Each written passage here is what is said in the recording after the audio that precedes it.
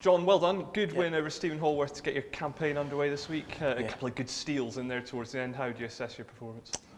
No, it was 4-1 to myself. It could have been 4-1 to Stephen, really. A couple of frames, he was 50 in front, and I managed to nick them off him. So it was tough. Best of sevens, short sprint.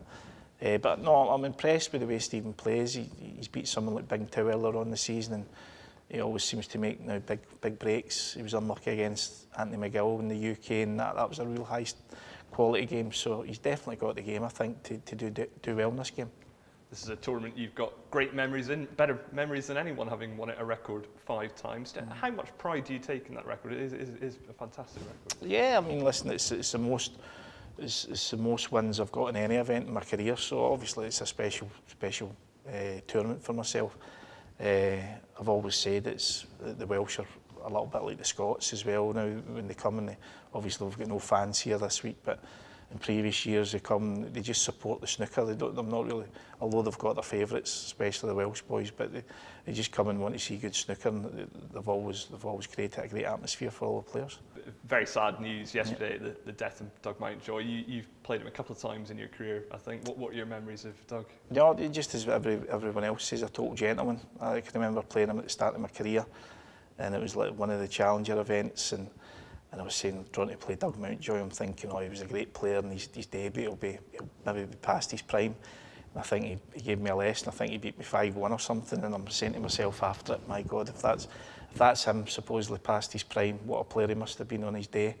He maybe just was born in the same era as someone like Ray Reardon and Steve Davis when he was a young boy, and he maybe didn't get the amount of wins that his talent deserved, but then he reconstructed his game and then came back with Frank Callan, and he won 2 ranking events, beating Stephen Hendry in one of them in the UK Championship with an unbelievable performance. Especially that was really when I was beginning to watch the snooker really closely, and Stephen obviously was your hero for Scotland, and Doug just totally blitzed them in the final, and then he won another one, the Mercantile, and that was a renaissance in his career. But then obviously, as I said, he was maybe a little bit older, and then the younger brigade were coming through, and it was tough for him. But no, listen, a total gentleman every time I met him. Really was a class guy and a class player. We've had a bit of time for the dust to settle on the Masters last month now. It was obviously a fantastic run for you to the final, but how difficult has it been to get over that loss to Jan? It was a great game, but it was unfortunate. No, it was difficult to go over. Obviously, the first person you see when you walk in here is Jan Bingtao, and he's smiling away. So that's pretty tough to do, because obviously I then went to the German and tested positive with COVID, and then I went to the shootout, the one frame. So no, it's stop-start really since then, but there's a lot of big tournaments to try and get into. I'm aiming to be in the Players' Championship, obviously. I'll be in that, I think, next week as well. And obviously then you've got the Tour Championship near the end of the year. That's what the players are aiming to try and get into as well, so before the World Championship. So there's some big snooker events to play in the coming months.